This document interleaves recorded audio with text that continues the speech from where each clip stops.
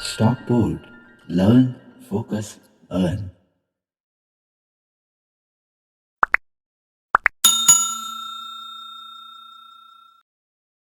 नमस्कार. स्टॉकपोर्ट मराठीच्या एका नवीन भागात सगळ्यांचं स्वागत. आजच लोकसभा इलेक्शन आमच्या टप्प्यातलं झालं, त्यामुळे मी होमटाऊनला आलो आहे. त्यामुळे बॅकग्राऊंड जी आहे ती थोडीशी आज वेगळी आहे, वाडीची बॅकग्राऊंड आहे आणि पक्ष्यांचे आवाजसुद्धा आहेत. तर दर रविवारी रात्री 9 वाजता आपण भेटत असतो, पण सोमवारी सुट्टी आल्यामुळे आजचा जो एपिसोड आहे आपला साप्ताहिकीचा तो आपण सोमवारी प्रदर्शित करतो आहे. तर या आठवड्यात कुठल्या स्टॉक्सवर मी लक्ष ठेवणार आहे ते आपण बघणारच आहोत, पण त्याच्या आधी मागच्या आठवड्याचा रिकॅप. तर गेल्या आठवड्यात आपण बघितलं होतं ते म्हणजे गोदरेज कन्झ्युमर प्रॉडक्ट, आणि त्याच्यात आपण बघितलं होतं की इकडे ब्रेकआउट झाला होता. ब्रेकआउट झाल्यानंतर 2 दिवस मार्केट खाली आलं होतं, रिटेस्टसारखा प्रकार चालू होता आणि त्याच्यानंतर थोडंसं ह्याच्यात सस्टेन होऊन तो वर जाईल अशी अपेक्षा होती, पण वर गेला नाही आणि त्याच्यानंतर तो ओव्हरऑल खाली आलेला दिसतो आहे. पण अशा वेळी लक्षात ठेवण्यासारखी गोष्ट आहे ते म्हणजे जेव्हा ब्रेकआउट झाला होता तेव्हा वॉल्यूम बऱ्यापैकी होता, पण आत्ता जो प्रकार चालला आहे त्याच्यात वॉल्यूम जास्त नाही आहे. ह्याचा अर्थ बाहेर पडत आहेत ते कदाचित रिटेलर्स फक्त असू शकतात, मोठे लोक अजूनसुद्धा त्याच्यात असण्याची शक्यता आहे. त्यामुळे या आठवड्यात ह्याचं काय होतं ह्याच्यावर मी या आठवड्यातसुद्धा लक्ष ठेवेन. त्याच्यानंतर एक बघितलं होतं तो म्हणजे क्रॉम्प्टन ग्रीव्ज, आणि ॲक्च्युली बघायला गेलं तर मागच्या आठवड्यात आपण इथे बघितला होता त्याला. त्याच्यानंतर हे 3 दिवस आणि पुढचा हा 4था दिवस आणि 5वा दिवस. तर शनिवारीसुद्धा मार्केट चालू होतं, त्यामुळे त्याचीसुद्धा कॅन्डल आलेली आहे.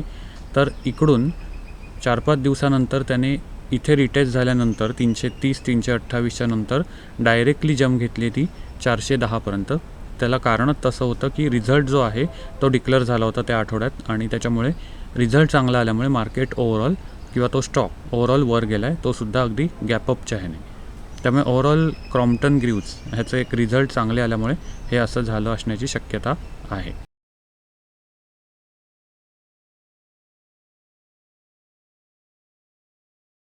तर या आठवड्यामध्ये लक्ष ठेवण्यासारखा स्टॉक आहे तो म्हणजे न्यूजेन सॉफ्टवेअर. तर ह्याच्यात ओव्हरऑल ब्रेकआउट झाला दिसतो आहे मागच्या आठवड्यात, आणि त्याच्यानंतर तो बऱ्यापैकी सस्टेन झाला आहे.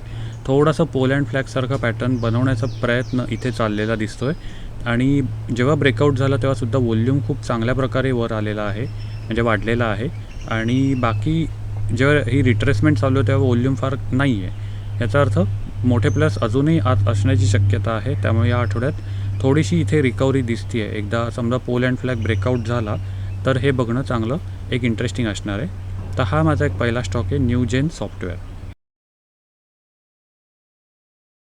पुढचा स्टॉक आहे तो म्हणजे HG इन्फ्रा, आणि ह्याच्यातसुद्धा बऱ्यापैकी वॉल्यूम आलेला आहे चांगल्या पद्धतीने, आणि गेले 4 दिवस मार्केट जेव्हा होतं चालू तेव्हा हा सस्टेन झालेला दिसतो आहे. वॉल्यूम बराच आहे आणि त्यांचा अर्निंग रिपोर्टसुद्धा चांगला आलेला आहे.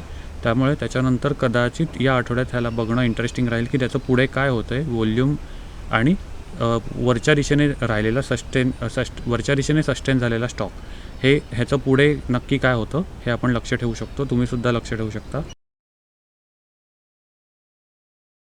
ह्याच्या पुढचा स्टॉक आहे तो म्हणजे डीलिंक. आधीच म्हणजे मागच्याच आठवड्यात 313वरून साधारण त्याने 454पर्यंत धाव घेतली होती, आणि त्याच्यात थोडीशी रिट्रेसमेंट आहे, पण त्याचा वॉल्यूम कमी आहे. त्यामुळे ओव्हरऑल ह्याच्यात तसं म्हणायला गेलं तर रॅली संपली आहे का अजून एखाद्या मोठ्या रॅलीची आपण वाट बघतो आहे हे बघणं थोडंसं इंटरेस्टिंग असणार आहे. पण फक्त ह्याच्यात प्रॉब्लेम असाच आहे की ही जी मोठी वात आहे ती एक मोठा रेझिस्टन्स म्हणून त्याच्यासमोर उभी राहिलेली आहे. त्यामुळे त्याला क्रॉस करणं त्याला कितपत जमणार आहे या आठवड्यात हे सुद्धा आपण लक्ष ठेवू शकतो. त्याच्यानंतर एक इंटरेस्टिंग म्हणजे जस्ट आपण ऑब्झर्व करत असतो मार्केट, आणि त्याच्यात एखादा स्टॉक आपल्या समोर यावा असा एक स्टॉक माझ्या समोर आला आहे तो म्हणजे डॉल्फिन ऑफशोअर. आणि बघायला गेलं तर आपण मागच्याच आठवड्यात एक पंप आणि डंपचा व्हिडिओ बनवला होता, त्याच्यात अशीच आपण उदाहरणं बघितली होती. त्यामुळे ओव्हरऑल मार्केटचं जे नेचर आहे ते स्विंगचं नेचर असतं, आणि एखाद्या वेळेला एखादा मार्केट किंवा स्टॉक फक्त एकाच दिशेने जायला लागतो तेव्हा थोडंसं त्याच्यात एक शंकेची पाल चुकचुकू शकते, आणि त्याच्यामुळे मार्केट किंवा हा स्टॉक एकाच दिशेने गेलेला दिसतो. म्हणजे गेल्या नोव्हेंबरपासून साधारण 50 रुपयाचा स्टॉक जो पोचलेला आहे 850. आता ॲक्च्युली सांगायला गेलं तर हा कितपत ह्याच्यात तथ्य आहे किंवा त्या स्टॉकच्या ह्याच्यात कितपत व्हॅल्युएशननुसार ह्याच्यात व्हॅल्यू त्याची झालेली आहे स्टॉकची, हे बघणं फार इंटरेस्टिंग असेल. तर हा स्टॉक मी माझ्या रडारवर ठेवणार आहे, कारण ओव्हरऑल एकाच दिशेने गेलेला स्टॉक आणि त्याच्यानंतर झालेलं पंप आणि डंप असं काही या स्टॉकमध्ये दिसतं आहे का, ह्याच्यावर लक्ष ठेवू शकतो. तुम्हीसुद्धा लक्ष ठेवू शकता, कारण ओव्हरऑल बघायला गेलं तर मागच्या जानेवारी किंवा ओव्हरऑल बघायला गेलं तर नोव्हेंबरपासून ह्याच्यात मोठी एंट्री झालेली आणि कायम तो अप्पर सर्किटमध्येच तो स्टॉक गेलेला आहे. त्यामुळे 800च्या आसपास तो पोचलेला आहे. आणखी तो किती वर जाईल हे बघणं इंटरेस्टिंग असेल. साधारण 24 मेला ह्याचा रिझल्ट एक्सपेक्टेड आहे. त्यामुळे असं काही होत 24 मेला तो त्याचं पुढे काय होतं आहे, खाली वगैरे येतो आहे का हे बघू शकतो आपण. त्यामुळे त्या रिझल्टच्या दृष्टीने ह्याचं वर जाणं असू शकतं. पण ज्या पद्धतीने तो गेला आहे हे थोडंसं रिस्की आहे, किंवा ह्याच्यात इन जनरलसुद्धा अशा स्टॉकमध्ये मी ट्रेडिंग करणं मी स्वतः टाळतो. तर ही यादी होती या आठवड्यात मी लक्ष ठेवणाऱ्या स्टॉक्सची. आपणसुद्धा कुठले स्टॉक्स बघणार असाल किंवा लक्ष ठेवणार असाल तर कमेंट करून नक्की सांगा. आम्हाला व्हॉट्सॲपवर संपर्क साधण्यासाठी आमचा व्हॉट्सॲप क्रमांक दिलेला आहे कमेंट्समध्ये किंवा लिस्टमध्ये, त्या डिस्क्रिप्शनमध्ये. तिथे तुम्ही जाऊन आमच्याशी संपर्क साधू शकता. दररोज रात्री 9 वाजण्याच्या सुमारास आम्ही काहीतरी घेऊन येत असतो, कम्युनिटी पोस्ट, व्हिडिओज किंवा रील्स. तर आमच्या चॅनलला रात्री 9 वाजण्याच्या सुमारास भेट देऊ शकता.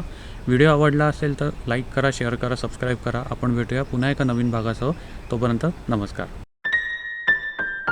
Stock Board. Learn, focus, earn.